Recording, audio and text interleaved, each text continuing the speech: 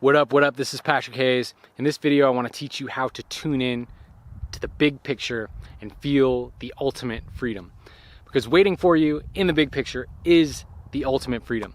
It's not just about tuning in to the big picture. It's about balancing the macro and the micro. And the reason I named it this is because most people probably have to step back from the micro a little bit and step into the big picture so that they can start embedding some higher frequencies, some grander essences that can smooth out their life and make things more beautiful and more flowing in their life.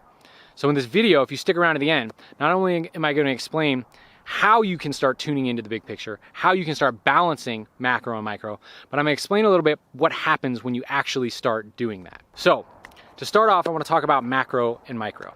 So you could think of macro and micro in their extremes as like the ascetic meditator on the macro sense and like the frantic business person on the micro sense. While there's a place, maybe especially for the macro side, to maybe go into that ascetic place, if we want to be truly rooted here and existing in this planet and we want our life to have purpose here, there's a kind of merging that I feel like needs to happen, right? And while it's extremely important to go meditate and touch those bigger states, I feel like if we want our life to have purpose, if we want to live out a physical experience, live a physical experience to the fullest, then it's about merging these two as opposed to just staying in one of these states. And it's quite obvious why you wouldn't want to stay into the micro state. Because if you're in the micro state so much, every little thing becomes such a big deal that it drives you crazy. And you can really get caught trying to make everything work for you all the time, trying to make every little detail fit. And the devil's in the details. If you get too caught into that, it's basically just like you're in this perpetual state of suffering, this perpetual state of needing things to be a certain way and fiddling with it. But the solution to that is stepping back into the big picture, seeing the big picture, getting into meditative states that open you up to something that's way more beautiful and way more vast. And then that gives you this perspective that all these little things that you're so worried about are really not that big of a deal, you know? But if you spend too much time in this big state and you kind of separate yourself from society, then eventually physical life loses its purpose. You're like, well, what's even the point? You might as well just evaporate into the ethers. Like, what's the point of living a physical life, right? And then, you know, unless you're living in some sort of ashram, you lose the capacity to take care of yourself. And so you end up like weighing on somebody else. So, you know, if you just meditate all the time, how are you going to pay your bills? How are you going to clean your house? How are you going to do all this stuff? Either someone else is going to do it for you, or you're going to basically have to live in some ashram somewhere where still, like, you know, somebody might be doing it for you also. Now, I'm not knocking ashrams. I'm not saying that's like a bad thing to do. But what I'm saying is that if you want your physical life to still have purpose, you want to still be in the world, then it's about merging these two states. So how do you merge these two states? Well, it's really just as simple as budgeting our time, right? Spending a certain amount of time in the macro space and getting in touch with that. And then also making sure we spend a certain amount of time in the micro space. Now, just about everyone could probably define within themselves whether they're leaning to one side or the other and how they could balance themselves out a little bit more by getting a little bit more grounded or opening up a little bit more to grace and flow and some higher states of being.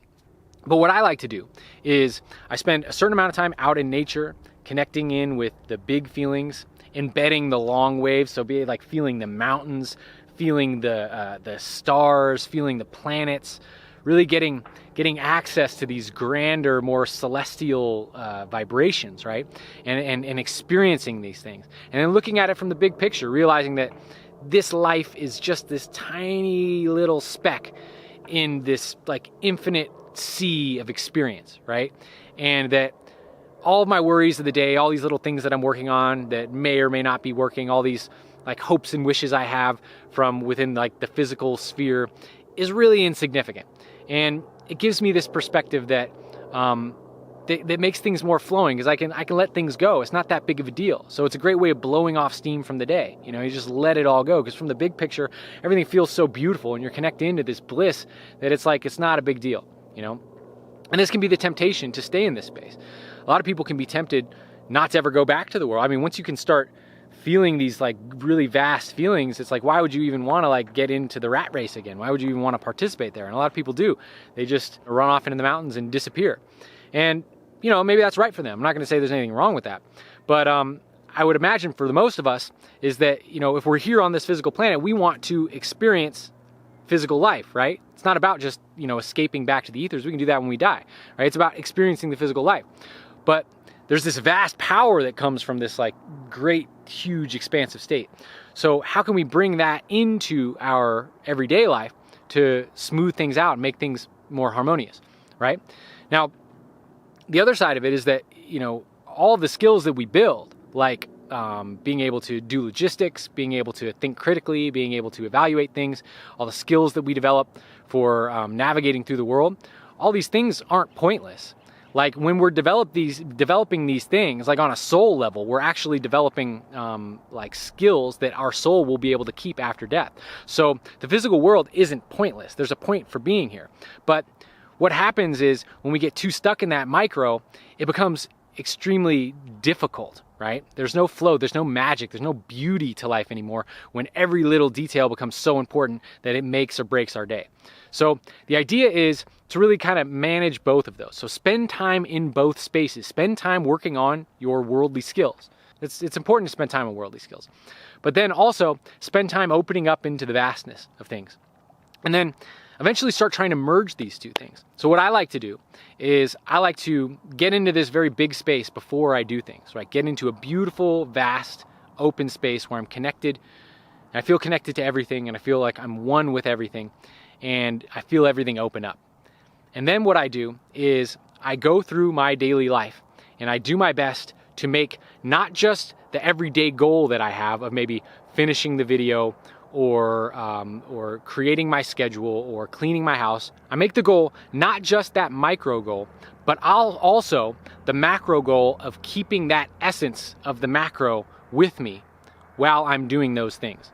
So in other words, I work to not sacrifice that big essence by the need to finish or make something work in the physical world. Because this is where people slip out. This is where I slip out. Is I'm trying to get something done and maybe I feel like there's a deadline or I'm creating a deadline for myself. Maybe there truly is a deadline. And in order to get it done, I have to sacrifice and say, you know what? Okay, I just got to like get in there and lose connection to that bigger aspect, to that greater essence, to my meditative state, because I just got to get this done, or this is more important. And this is like when you have this macro sense with you, you have this beauty and this vastness with you, and then you kind of like choke it out of yourself because you get too caught in the micro and you like lose perspective. The idea is to be like this walking paradox where you have both the big perspective and the small perspective and you unify them together. And you can see different masters that walk around like this. You maybe have had snippets or at least be able to imagine this. There's this graceful expression through the world. And you can do dishes, you can work in the micro world, you can figure things out, but from this super balanced, graceful space. And actually, you're way more effective when you're doing it from that space too, because there's not this like do or die attachment that you have to everything. So you're more willing to be flexible. It's like if things aren't working, if the deadline's not working, or if something is like giving you trouble, it's like, okay, well, it's not a big deal because, in the long run, none of this stuff really matters. But I'm going to keep showing up. I'm not going to check out. I'm going to just keep showing up and keep giving love to it and keep expressing it. And this is how you really become, say, like in this world, but not of it, right? You're something way bigger, but you're, expressing in this small world with that bigness. And it becomes a really beautiful expression then. So the idea is, again, you spend time in both spaces. Go out, spend time in nature, meditate, spend time really getting in touch with these, beautiful experiences. And I'll do more videos on how to really tune in and how to actually do that. But then you take this space, you start bringing it back to your everyday life, right? And the way to do that, again, is to not get caught in the micro goal of getting this thing done or making this thing work for you.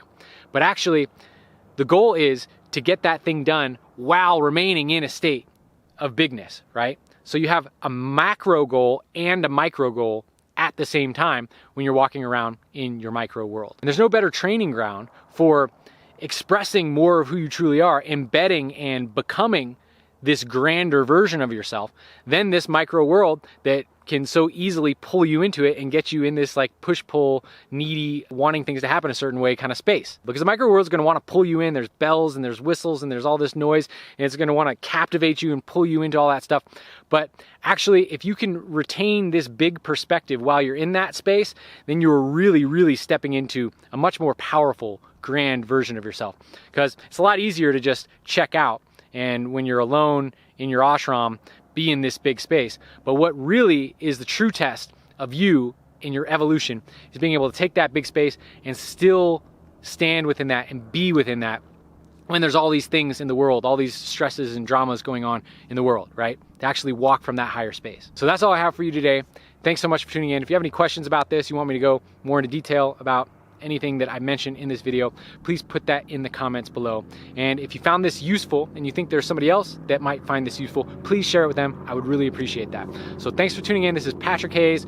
Like, subscribe, and I will talk to you next time. One love.